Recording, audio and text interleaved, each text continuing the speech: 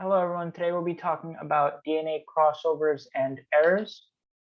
Right, this can be a very short lecture because a lot of this material we've already covered, bits and pieces of it in the other DNA lectures. We've had a bunch so far, but just to go over it one more time, more specifically, here's my information along with my email. If you ever want to contact me, please feel free with any questions or anything you want to talk about. I also recommend joining the GroupMe again. It's a great way to get a hold of me or any of the other tutors, as well as a bunch of other students who may have answers to your questions. Okay, learning objectives for today. Firstly, how do genes mix and create diverse genomes within the species? We also want to see how we can use technology to change or alter DNA in organisms, right? That's a very hot topic right now. And next, what are some common mutators that might cause damage to our DNA? We've covered that a little bit in our previous lecture about 2-3 weeks ago, but let's go in a little bit more detail on that. Okay, so moving on to the content. First is crossover events.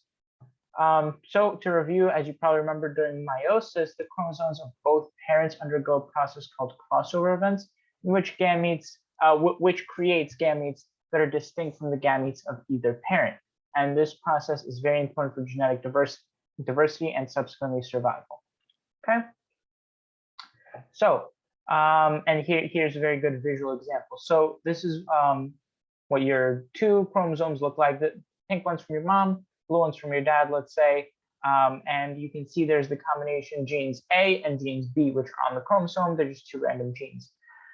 So from your mother, you have dominant A, lowercase b, and from your father, you have lowercase b, lowercase a, uppercase b, right? And that is, and you're homozygous for both of those because you can see both arms are the same. But you undergo this process called crossover, in which they kind of literally cross over and they recombine. And now the four gametes that you could possibly get are actually look like this. If you notice, this is exactly the same as your father's. This one's exactly the same as your mother's. But you also have these two, which are not the same as either your father's or your mother's chromosome. They're actually fusions of the two together, right? And you can see that even in the genes. So uppercase A and lowercase b are what your mother has. And in this one, you have uppercase, lowercase. But in this one, you have uppercase, uppercase. And in this one, you have lowercase, lowercase, right? So you take part of the gene from both parents, right? And this is just a very, very simplistic example because you only have two genes, but imagine if you had hundreds or thousands of genes on a chromosome and you were recombining with all of them between each other, right? You would get a lot more genetic diversity and there would be a lot more mixture and random stuff that could occur, right? And that's what gives us so much diversity. That's why if you, for example, if we didn't have this recombination, we only had these two options, pretty much most of your stuff would look like either your father or your mother. So if your parents had like 10 children, 5 of them would basically look exactly the same, and it would essentially be exactly the same because there's just not much room for mixing, right? There's not that much room for diversity, which is obviously not very good, right, for overall survival and adaptability. Okay. And again, remember, these are the 4 possible gametes that you could have. So for example, as a reminder, gametes are like sperm or eggs, depending on gender. So for example, you could have this one as the gamete. If you're a female, this could be the egg that goes into fertilization. And in that case, your child will carry on fully your mother's DNA, right? Because this will look exactly like your mother's egg that made you. So when you have your child, this egg will go into fertilization and you'll pass on the same genes to your child as your mother passed on to you, if in this case, for example, right? And in this case, right, you would pass on the same genes that your father passed along to you, to your child, if this gamete is chosen for fertilization, right? But if one of these is chosen, it's different. So you could pass on the same exact copies that your mother or your father passed on, exactly as how they passed it on to you. But with recombination, there's now a chance that you won't, right? And again, this chance is actually, for most cases, when you're dealing with only 2 genes, is actually 50%, and we'll actually cover the percentages a little bit later, but like 2 out of the 4 options now are recombinants rather than, right? So 50%, but we'll cover that in a little bit. Okay. Showing if there was no crossover, we could only adopt the allele combinations that our parents have, which I just talked about. This would be taking the majority of our traits from one parent or the other, right? So if you took a whole chromosome from your mother, each chromosome, if that chromosome had like 100 genes on it or something like that, all 100 would just be exactly what your mother's genes are, right? But due to this combination, we can create many, many different combinations of alleles for each gene, thus resulting in more of a blend between the two parents. Let's talk very briefly about how this works. We actually did talk about it before when we talked about DNA repair, the DNA repair pathways, I think about 2 or 3 weeks ago. And in that lecture, we talked about how you can have a double-stranded break, and double-stranded break is created by the actual DSBR, double-stranded break repair pathway. And there's also this pathway, the SDSA pathway. This is also viable for this type of repair. Again, if you can see here, they're fairly similar, and these are the 2 options that can occur when you are undergoing crossover events. Main difference is this one is holiday junction, whereas this one is just ligation. This one also only results in non-crossover, whereas this one can result in crossover or non-crossover. Right, as you can see here, crossover is a little bit different than non-crossover, right? Okay. And the main difference, again, I want to point out, is that all 4 strands are different. If you can see, so it's blue, red, blue, red, red, blue, red, blue, whereas this one's just fully red, red and blue, red and blue, red and blue. So this one has 1 non-crossover, so it's not considered fully crossover. So it's considered non-crossover, and this one is just, you get red, and then you get a little bit of mixture of red and blue here, and then just fully blue here. So this is also considered non-crossover.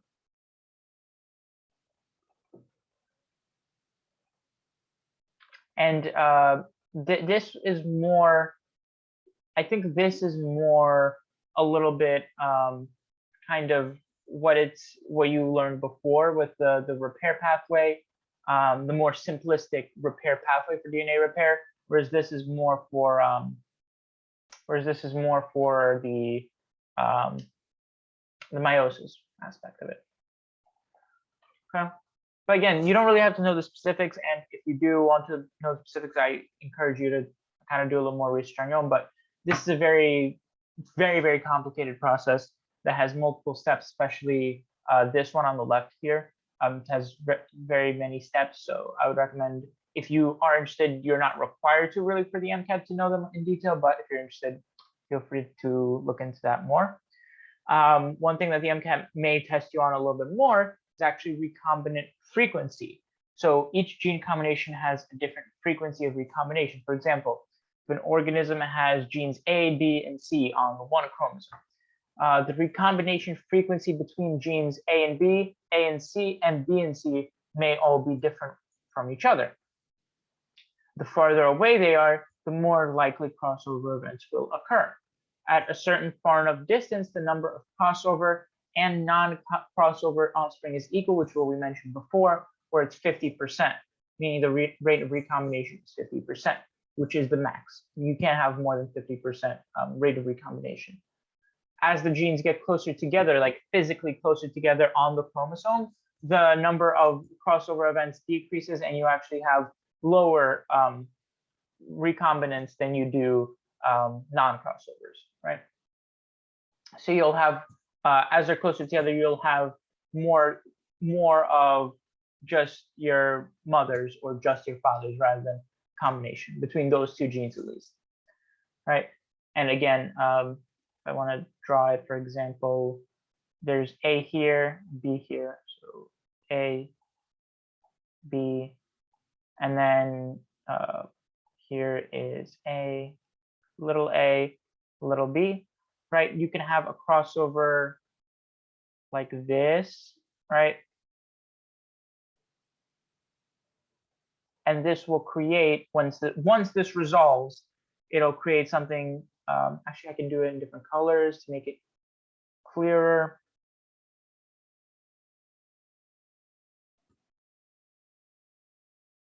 Sorry, 1 second. Blue. And so now when you have this kind of this green crossover right here, and this, let's say like brown crossover right here, what you end up getting is actually looks like this. Actually, I'll just make this red because it should be red, and this one should be this blue color, right? So it'll look like this, or something like this, right? And then you'll have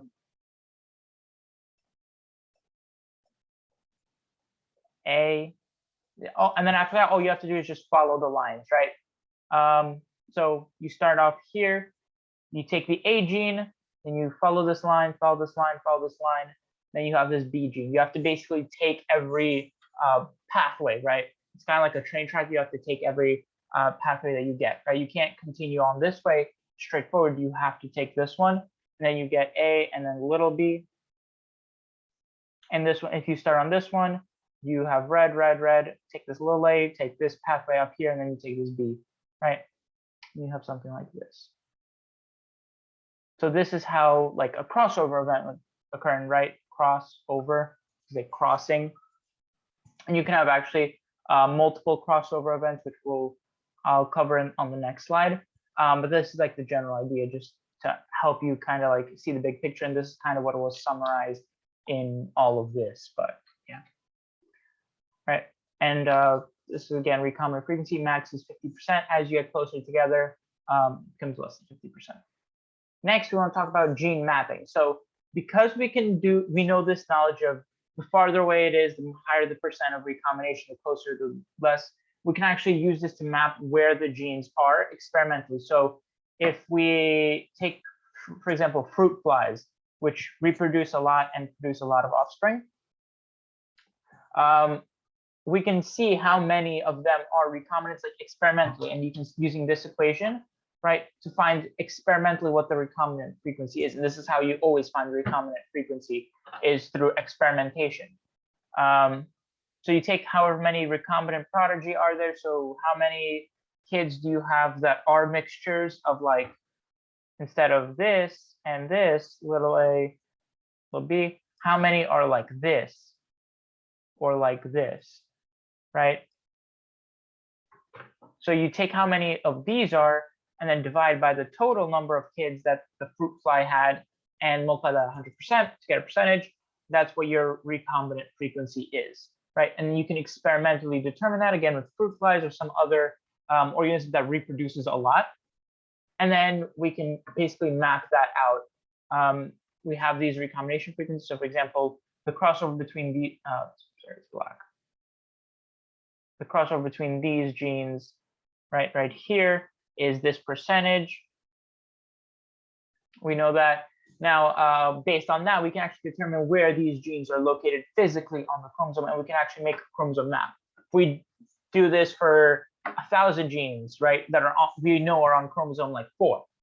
If we do this for all the genes that are on chromosome 4, theoretically, we can pretty much get an exact mapping of where each gene is located on the chromosome, like physically, and we can get a perfect order if we do this right through experimentation.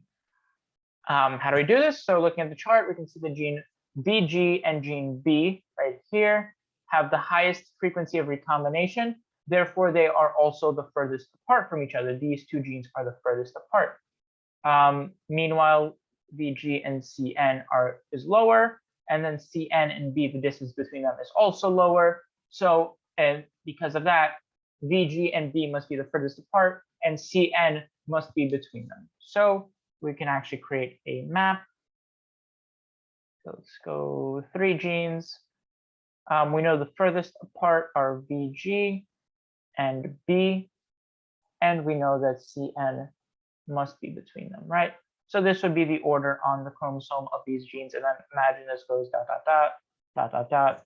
Chromosome extends further, right? More genes. This is just an example.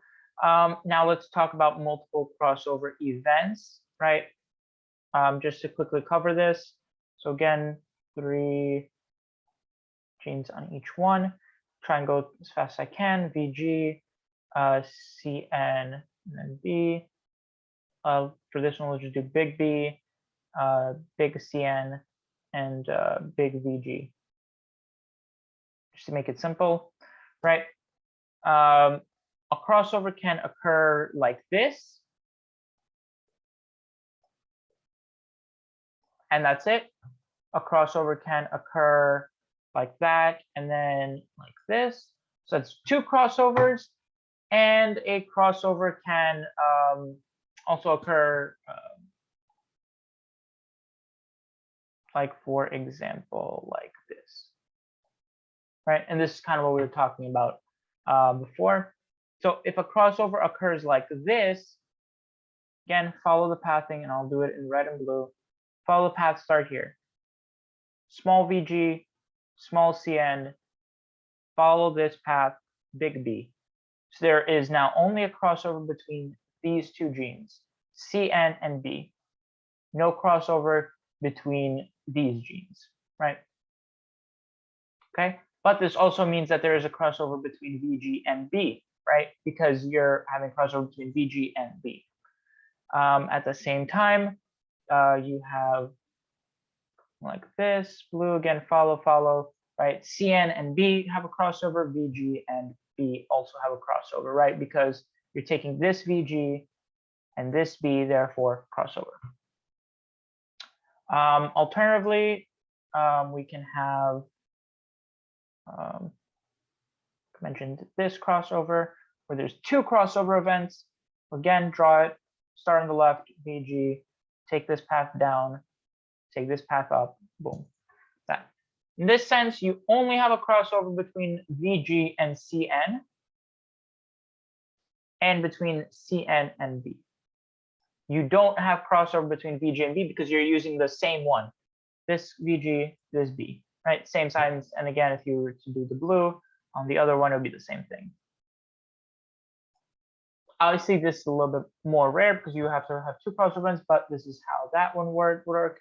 And if we were to do the last combination, like there can be many more, but like this, you could have that and then blue.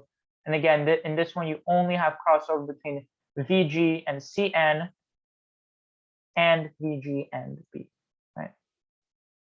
Okay, that makes sense. So in both cases, whether you have an X here or an X here, you have a crossover between VG and B, but you only have a crossover between, like, say, VG and CN in this situation, or you only have a crossover between CN and B if you have this X right here.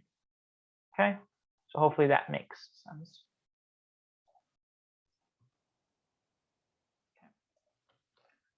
All right, moving on to modern technology and its effects on our DNA. So there's good and bad when it comes to this. So with modern technology and lifestyle changes, obviously with the more modern lifestyles that we live now, there are positives and negatives for our DNA. Some positives include very obviously improvements in technology, the ability to alter and treat certain genetic disorders in the states using gene therapy, other genetic engineering means, as well as, since we have more knowledge about DNA and genetics, and we're figuring out our genomes, that has a variety that has an effect, positive effect on a variety of different scientific fields, not even limited to biology and biochemistry, but like evolutionary biology and even forensics and things like that. However, with our altered lifestyle over the last few centuries, with heavier use of things like tobacco and like preservatives in our food and chemicals that we commonly ingest, as well as possible exposure to radiation in certain parts of the world in certain situations, more exposure to smoke from like coal and burning of fossil fuels, that's also not healthy for you. We also have greatly increased our exposure to mutagens and carcinogens compared to people who were living obviously like 600 years ago, where they didn't have any of this and they were just living like essentially natural lives. They didn't have as much that like hurt their DNA, right? They didn't have the exposure to these mutagens, carcinogens that we have, right? At least in most cases. Obviously, certain mutagens, carcinogens have always existed, but now our lifestyles involve greater exposure to them, and this increases the risk of genetic disorders, most common of which is cancer, right? Cancer is a genetic disease through and through.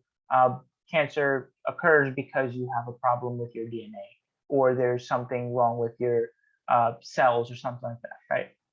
Most of the time, and a good majority of the time, cancer is caused by genetic mistakes. All right, but starting off with the good, CRISPR-Cas9. This is a very hot topic right now. I'm sure you've learned about this since you were probably in maybe 10 years old. When it was first coming out, you've heard about CRISPR-Cas9. At least if you're as old as me, probably since you heard it since you were about 10 years old. The biggest scientific breakthrough in the past decades has been the discovery of the CRISPR-Cas9 system. Cas9 it's a natural bacteria that's natural protein that's found in bacteria, and bacteria have had this for a while, and it's used as a defense mechanism as viruses.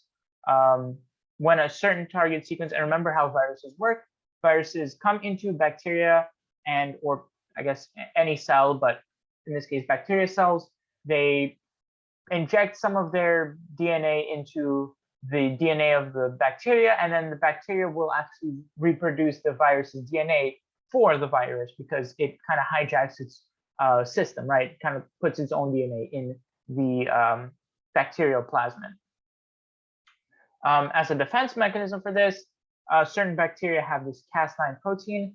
When they see a certain target sequence, normally this is a viral DNA sequence, they bind to it and it activates the inactive Cas9 protein, which is a nuclease. So nucleases, remember, ACE means like usually cut or destroy.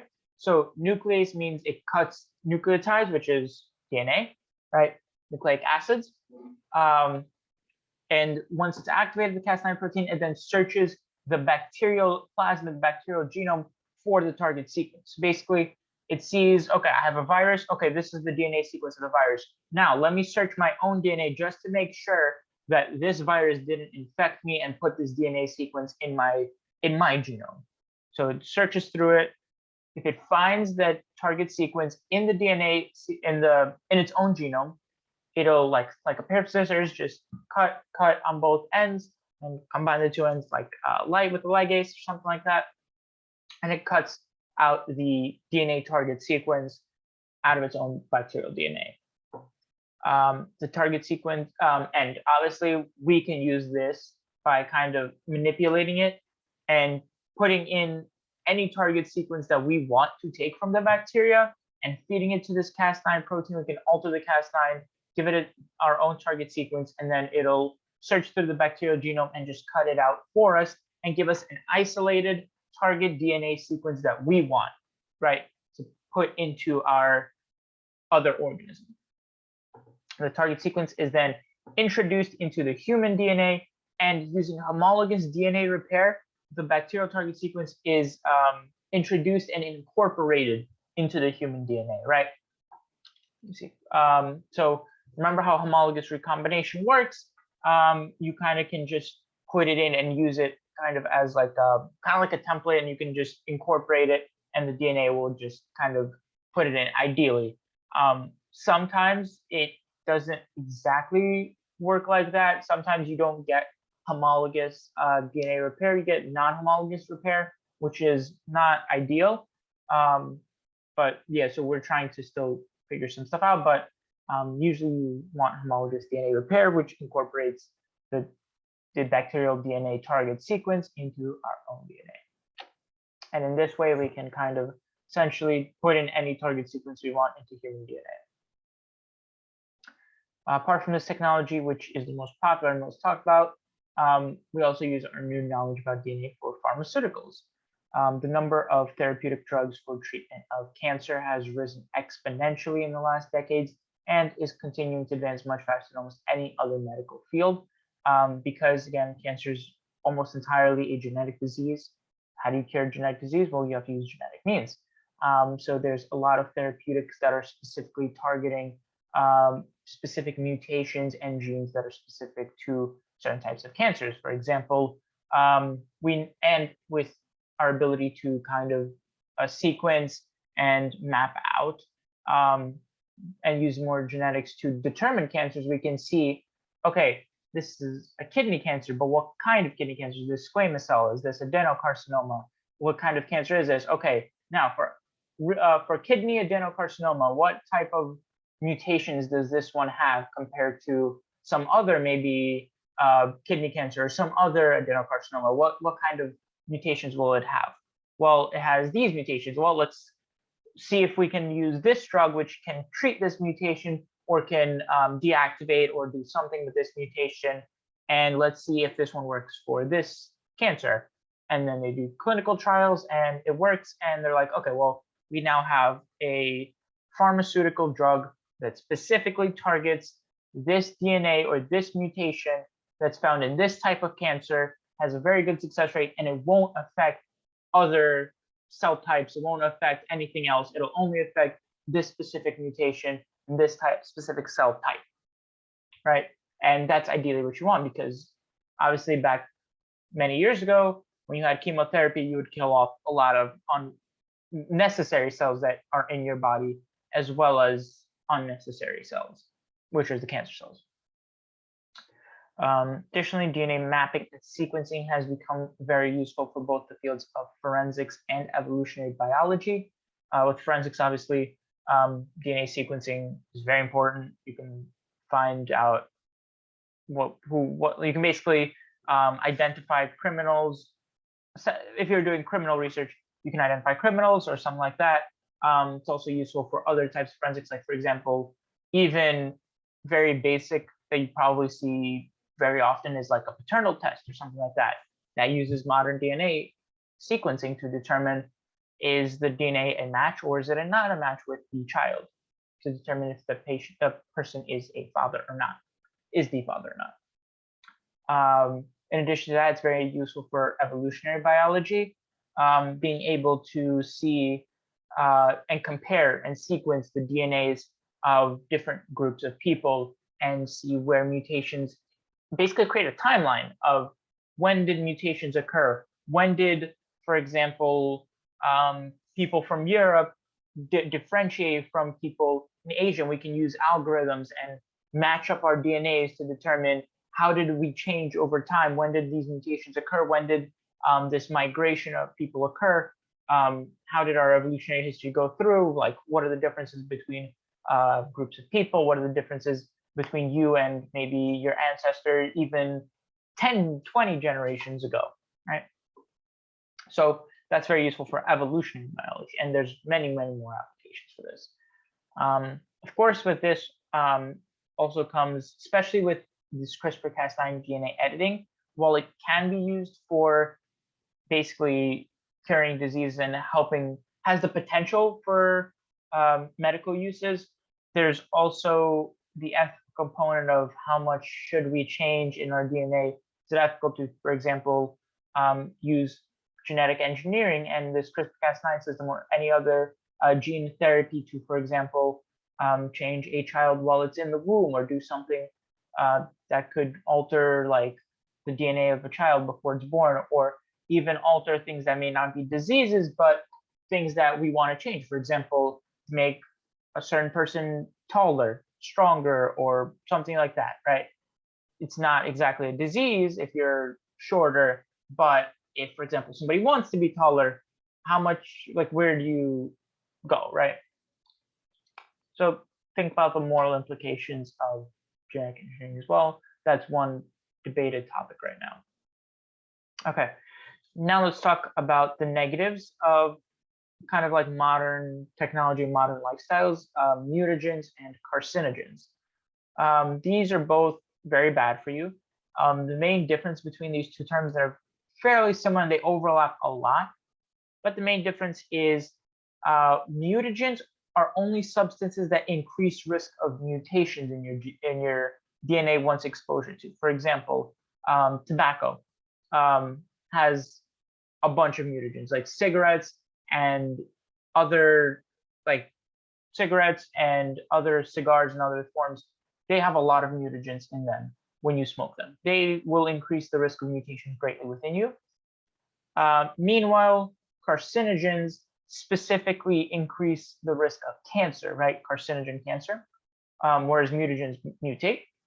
As I mentioned, cancer comes from DNA mutations, but that's not the only thing that can cause cancer. It is a major thing, but it's not the only thing. So not all carcinogens are mutagens. There are some carcinogens which are not mutagens, right? All mutagens are carcinogens, as I'm aware. All mutagens are carcinogens, but not all carcinogens are mutagens. There are some carcinogens that don't mutate your DNA, but rather they just change your cell division. They increase cell division. For example, substances which simply promote cell division but do not damage DNA. One common biological example of a non-mutagenic carcinogen is the virus HPV, right? HPV infection is the leading cause of cervical cancer in people. I think it's about 70% or something like that of people with cervical cancer had recent HPV infection, and it's one of the main reasons for that type of cancer.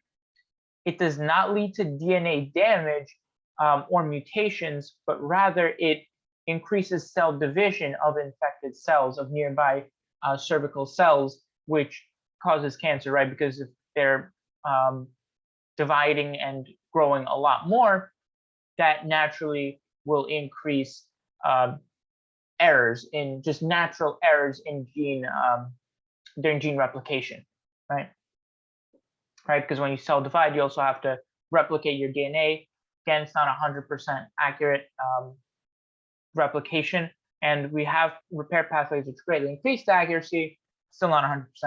So if you divide a lot, it can cause mutations on its own naturally through errors, which will cause cancer. Many carcinogens also may have both a mutagenic and non-mutagenic component. For example, the smoke from cigarettes contains a wide variety of mutagens which can damage the DNA of various organs, including but not limited to lungs, throat. It can also affect, I believe, kidney, bladder, and a few others. It's not important, but just to let you know that it's not just lung cancer when you smoke. There's a bunch of types of cancer that happen when you smoke. But the smoke itself, when it passes through your throat and your lungs, it actually also damages, like physically damages the cells on your lungs and your throat. And when cells get damaged, just like if you were to get hit really hard or something like that, or you were to burn yourself, you would have inflammation, right? During inflammation, there's increased division and production of cells. When you have a constant state of inflammation, for example, somebody who's a chronic smoker, is always smoking, always taking in, physically damaging their throat and their lungs, that area is pretty much constantly inflamed. During inflammation, a lot of cell division, a lot of production of cells, also not good. So you're both mutating the DNA as well as causing increasing cell division in that area. And it works basically doubly to cause cancer, right? So it actually it damages the DNA, which causes mutations, and then it also promotes the cells to replicate more, which can cause even more errors, and it can kind of increase the chance that a mutation will be passed on, right, to offspring of cells. Okay. That's it for today. Like I mentioned, it's not too long of a lecture. Hopefully it wasn't too confusing. I know we talked about some kind of very detailed and as well as some very broad topics, like, for example, CRISPR-Cas9, right? And these topics may not exactly appear on the MCAT on its own, but they may be involved in a passage, and it might help you to understand the passage better if you kind of have a general idea of this topic. Okay. Otherwise, thank you very much for joining us, and have a great day.